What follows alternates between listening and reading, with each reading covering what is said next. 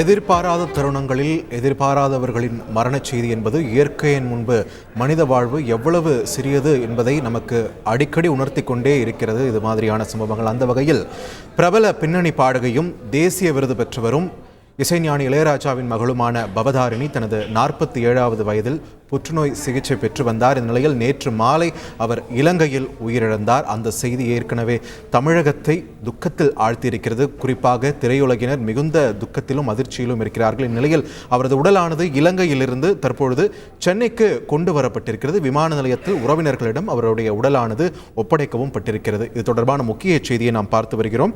கூடுதல் விவரங்களை எமது செய்தியாளர் கசாலியிடம் கேட்கலாம். கசாலி, வணக்கம். இங்க சென்னை விமான நிலையத்திலிருந்து உறவினர்கள் கிட்ட பவதாரிணி அவங்களோட உடலை ஒப்படைவதற்கான என்னென்ன ஃபார்மாலிட்டிஸ் நடைமுறைகள் பின்பற்றப்பட்டன, இதை பற்றின விரிவான தகவல்களை பதிவு பண்ணுங்க.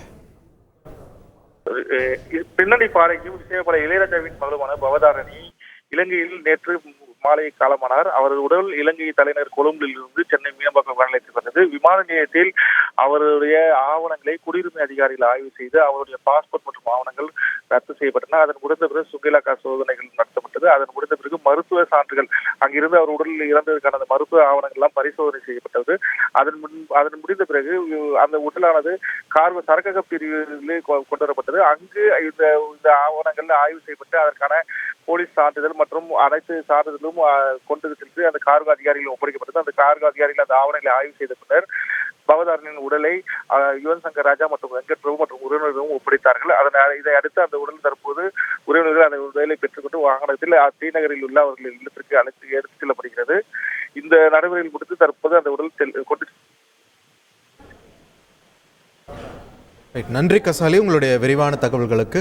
பாடகி பவதாரிணியின் உடலானது விமான நிலையத்தில் வைத்து அவருடைய உறவினர்களிடம் ஒப்படைக்கப்பட்ட நிலையில் தற்பொழுது அவருடைய இளையராஜாவின் இல்லம் நோக்கி பவதாரிணியின் உடலானது கொண்டு செல்லப்படுகிறது. அந்த காட்சிகளை திரையில் பார்க்கிறோம்.